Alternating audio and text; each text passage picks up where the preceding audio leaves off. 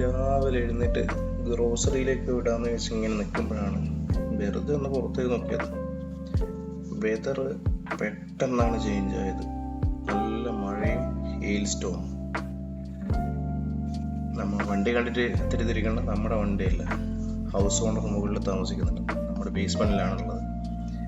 House ഓണറുടെ ഫാദറുടെ വണ്ടിയാണ്. അതിങ്ങനെ hail Storm ഒക്കെ ഏറ്റ് ഇങ്ങനെ സ്വീകരിച്ച് ഇങ്ങനെ രസിച്ചിരിക്കുകയാണ്. അത്യാവശ്യം അവിടെ ഇവിടെയൊക്കെ പരിക്കതിനുണ്ട് ഓൾറെഡി. അത് പക്ഷേ ഇപ്പോൾ ഉള്ളതല്ല, കുറച്ച് മുന്നേ ഒരു നല്ലൊരു ഹെയിൽ സ്റ്റോം ഉണ്ടായിരുന്നു. ആ സമയത്ത് പറ്റിയ ചില നല്ല പരിക്കുകൾ അതൊക്കെ. നമ്മുടെ ഇവിടെ ന്യൂ ഫൗണ്ട്ലാൻഡിൽ ഒരു പ്രത്യേകത എന്ന് പറഞ്ഞാൽ വെതർ ചേഞ്ച് ആവും എപ്പോഴാന്ന് പ്രെഡിക്റ്റ് ചെയ്യൽ കുറച്ച് പാടാണ്. പക്ഷേ വെതർ ഫോർകാസ്റ്റിംഗ് ഒക്കെ പക്കമാണ്. ഇന്ന് രാത്രി മഞ്ഞുണ്ടാവുന്ന പറഞ്ഞാൽ സ്നോ ഉണ്ടാവുന്ന പറഞ്ഞാൽ അന്ന് രാത്രി സ്നോ ഉണ്ടായിരിക്കും. നമ്മുടെ ബാക്ക് യാർഡിൽ എല്ലാം നനഞ്ഞ് കുതിർന്ന് നമ്മുടെ ചെയറും ഫയർ പിറ്റും എല്ലാം അവിടെ തന്നെ ഉണ്ട്. എല്ലാം നനഞ്ഞ് കുതിർന്നൊരു കോലം കെട്ടിയിരിക്കുകയാണ്.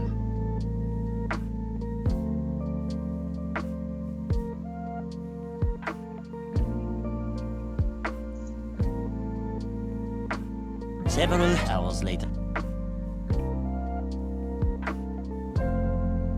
ഉച്ചയ്ക്ക് ശേഷം ഒരു 2 മണിയൊക്കെ ആയപ്പം എല്ലാം പോയി, വെതറൊക്കെ ക്ലിയർ ആയി, നല്ല വെയിലൊക്കെ വന്ന് നല്ല ക്ലൈമറ്റ് ടോട്ടലി ചേഞ്ച് ആയി.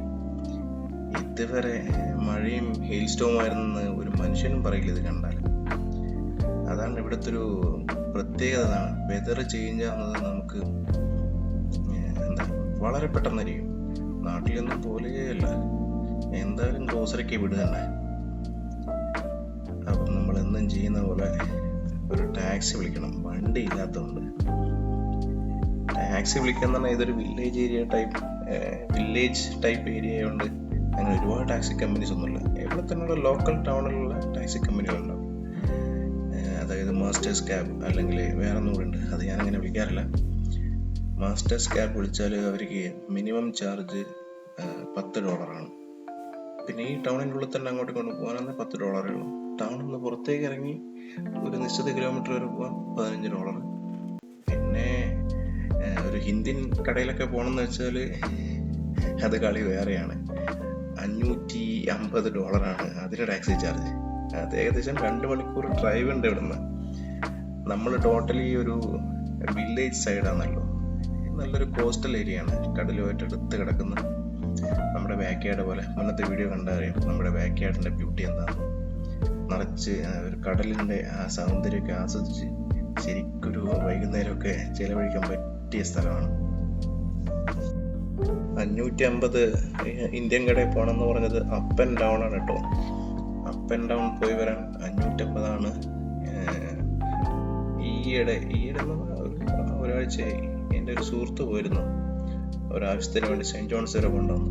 അവൻ്റെ കയ്യിൽ നിന്ന് മേടിച്ചത് $550 ആയിരുന്നു അപ്പ് ആൻഡ് ഡൗൺ. അതും ഒരു 10 മിനിറ്റ് നേരം മാത്രമേ അവിടെ വന്നിട്ടുള്ളൂ. പോയി സർവീസ് കാനഡയിൽ പോയി എന്തോ ഒരു സാധനം ശരിയാക്കി 10 മിനിറ്റ് കൊണ്ട് റിട്ടേൺ വന്നു. അത്രയേ ഉള്ളൂ. അവിടെ വെയിറ്റിംഗ് കൂടി ഉണ്ടായിരുന്നെങ്കിൽ 550 ചിലപ്പോൾ 1000 ആയേനെ. അതാണ്, ഒരു കാറില്ല എങ്കിൽ നമ്മുടെ ജീവിതം കുറച്ച് ഡിഫിക്കൽട്ടാണ്. ഇത് മാത്രമൊന്നുമല്ല, വേറെ പല ടൗൺസും ഉണ്ട് ഇതിൻ്റെ അടുത്ത് തന്നെയുള്ള. അതിൻ്റെ പേരെന്നോട് മറന്നുപോയി. പല ടൗൺസും ഉണ്ട്. നമ്മൾ താമസിക്കുന്നതിനും വലിയ ടൗണിൽ പോലും 2 ടാക്സി കാറുകളുടെ ടൗണ് വരെയുണ്ട്.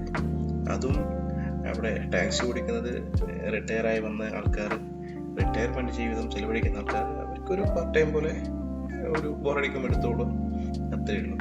ഒന്ന് സ്നോ വീണാലോ ഒരു മഴ പെയ്താലോ നമ്മൾ വിളിച്ച് കഴിഞ്ഞാൽ അവർ പറയും ഓക്കെ ഇന്ന് വരാൻ പറ്റില്ല, റെയിൻ ആയതുകൊണ്ട് ഞാൻ ടാക്സി ഓടുന്നില്ല. ഇതാ പറയാം. നമുക്കൊന്നും ചെയ്യാൻ പറ്റാത്ത അവസ്ഥയാണ്. എത്രയും പെട്ടെന്ന് വരിക, വണ്ടി എടുക്കുക, അതേ നടക്കും. നമുക്ക് വിദേശത്തുള്ള ഏതെങ്കിലും ഒരു ലൈസൻസ് ഉണ്ടെങ്കിൽ നമുക്ക് അതിവിടെ സറണ്ടർ ചെയ്ത് റോഡ് ടെസ്റ്റും കമ്പ്യൂട്ടർ ടെസ്റ്റും കൊടുത്ത് ന്യൂ ഫൗണ്ട്ലാൻഡ് ലൈസൻസ് എടുക്കാൻ പറ്റും. നമ്മുടെ അമ്മച്ചി നല്ല കത്തിച്ചാണ് വിടുന്നത് കേട്ടോ. ഈ വീഡിയോ എടുക്കുന്നുണ്ടായിരിക്കും നിങ്ങൾക്ക് സ്പീഡ് മനസ്സിലാകാത്ത. അമ്മച്ചി നന്നായിട്ട് കത്തിച്ചാ പോകുന്നത്. ഏകദേശം നമ്മൾ സൂപ്പർ മാർക്കറ്റ് എത്താനായി. ഇവിടെ പ്രധാനമായിട്ടും ഞങ്ങൾ താമസിക്കുന്ന ടൗണിൽ പ്രധാനമായിട്ടുള്ളത് ഒരു വാൾമാർട്ട് ഉണ്ട്, പിന്നെ നോ ഫ്രിൽസ്, സോബീസ്, പിന്നെ 1-2 അല്ലറ ചില്ലറ കടകൾ. അത് മാത്രമേ ഉള്ളൂ.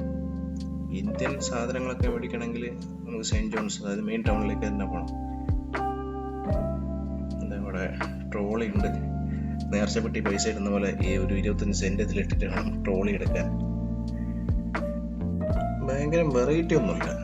വെജിറ്റബിൾസ് ആയാലും ഫ്രൂട്ട്സ് ആയാലും എല്ലാം ഒരു അത്യാവശ്യ സാധനങ്ങളൊക്കെ ഉണ്ട്. ഇതിപ്പം നമ്മൾ വന്നത് നോ ഫ്രിൽസ് എന്ന് പറഞ്ഞൊരു സൂപ്പർ മാർക്കറ്റിലേക്കാണ്. ഇവിടെ വാൾമാർട്ടിനേക്കാളും കൂടുതൽ വെജിറ്റബിൾസും മീറ്റ് പ്രോഡക്ട്സും ഒക്കെയാണ് ഞാൻ കണ്ടത്. അത് നമ്മുടെ ടൗണിൻ്റെ കുഴപ്പമായിരിക്കും. പുറത്തുനിന്ന് ആൾക്കാർ, അതായത് മറ്റ് മെയിൻ സിറ്റീസ് ലൈക്ക് ഇപ്പം ഒണ്ടാരിയോ എന്ന് വന്ന ആൾക്കാരുണ്ട്, കാൽഗരിയിൽ നിന്ന് വന്ന ആൾക്കാരുണ്ട്. അവരൊക്കെ പറയുന്ന അവിടെ വാൾമാർട്ടിൽ കിട്ടാത്ത സാധനമില്ലെന്ന്. ഇവിടെ നേരെ തിരിച്ചാ, വാൾമാർട്ടിൽ കൂടുതലൊന്നുമില്ല. വേണമെങ്കിൽ നോ ഫ്രിൽസിലേക്ക് വരണം, അല്ലെങ്കിൽ സോബീസ് പോകണം. ഇവിടെയും അത്യാവശ്യം കാബേജ്, ക്യാരറ്റ്, പൊട്ടറ്റോസ്, ലെറ്റൂസ്, അത് ഇത്, മിൽക്ക്, അങ്ങനത്തെ ഒക്കെ സാധനങ്ങളേ ഉള്ളൂ. വളരെ നാട്ടിലൊക്കെ ഉള്ള പോലെ, അല്ലെങ്കിൽ നാട്ടിൽ നിന്ന് പറയണ്ട, നാട്ടിലേക്കാളും സാധനങ്ങൾ ഇപ്പോൾ കിട്ടുക ഗൾഫിലാണ്. ഗൾഫിലിപ്പം സൗദി ആയാലും UAE ആയാലും കുവൈത്ത് ആയാലും ഒമാൻ ആയാലും ബഹ്റൈൻ ആയാലും ഇവിടെയൊക്കെ ഇഷ്ടംപോലെ ഇന്ത്യൻ സൂപ്പർ മാർക്കറ്റ്സ്, പിന്നെ മുക്കിന് ലുലു ഹൈപ്പർ മാർക്കറ്റാണ്. നമ്മുടെ നാട്ടിലുള്ളൊരു നെറ്റിപ്പട്ടം കിട്ടിയ ആനയെ പോലെയുള്ള ഒരു ഇതൊന്നും ലുലുവിന് ഗൾഫിലില്ല. അവിടെ എല്ലാ മുക്കിലും ലുലു ഉണ്ട്. ഒരു മുട്ടുസൂചി വേണമെങ്കിൽ പോലും ലുലുവിലേക്കാണ് ആളുകൾ ഓടിപ്പോവുക. ഞാനും 10-12 വർഷം ഗൾഫിൽ ജീവിച്ചതാണ്. നമുക്കറിയാം അതിൻ്റെ ഇത്. നേരെ കാർ സ്റ്റാർട്ട് ചെയ്യുന്ന ഒരൊറ്റ പോക്ക് ലുലുവിലേക്ക്. ഓക്കെ, പാല് മേടിക്കണം, പാല് ലുലു പോയിട്ട് മേടിക്കുക. തിരിച്ച് വീട്ടിലെത്തുമ്പോഴേക്കും പറയാ കടുകില്ല. അന്നേരം നേരെ വിടും അടുത്ത വണ്ടി, പോകുന്ന ലുലുവിലേക്കായിരിക്കും. എങ്ങനെ പോയാലും ലുലുവിലേക്ക് എത്തും. അതേപോലെ ഗൾഫിൽ നിന്ന് വന്ന ആൾക്കാർക്ക് കുറച്ചൊരു പ്രശ്നം ഉണ്ടാവും, അല്ലാതെ ഒപ്പിക്കാവുന്നതേ. പിന്നെ ഇവിടുത്തെ പോലെ സ്റ്റൂ പാക്ക് എന്ന് പറഞ്ഞിട്ട് പാക്കറ്റിലെ വെജിറ്റബിൾസ് കിട്ടും. ഒരു കറി വെക്കാനുള്ള ഐറ്റംസ്, അതിനത്ര റേറ്റ് ഉണ്ടാവും, 4.99. ഈ അടുത്ത് ഓഫർ ഉണ്ടായിരുന്നു, 2.5 സ്റ്റൂ പാക്ക് എന്ന് പറഞ്ഞിട്ട്.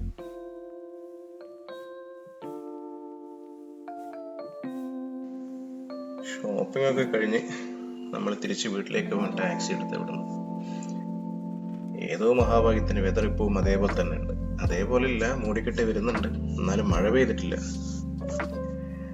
ഈ സ്ഥലത്തിന്റെ ഒരു പ്രത്യേകത ആയിരിക്കുമല്ലോ, ഈ ഒരു നാച്ചുറൽ ബ്യൂട്ടി. ആര് നോക്കിയാലും അവർക്ക് ഒന്നത് ആസ്വദിക്കാൻ തോന്നും. അങ്ങനത്തെ ഒരു സ്ഥലമാണ് ഈ ന്യൂ ഫൗണ്ട്ലാൻഡ്. മറ്റ് കനേഡിയൻ സിറ്റികളെ അപേക്ഷിച്ച് ഒരു പ്രത്യേക ഒരു നാച്ചുറൽ ബ്യൂട്ടി ഉള്ളത്. പിന്നെ ഒരു പ്രത്യേക കാര്യം, ഇത് നമ്മുടെ യൂട്യൂബിൽ ആദ്യത്തെ സംരംഭമാണ്. ഒന്ന് സബ്സ്ക്രൈബ് ചെയ്ത് എല്ലാവരും ഒന്ന് പ്രോത്സാഹിപ്പിക്കണേ. അപ്പോൾ അടുത്ത വീഡിയോ കാണാം. See you.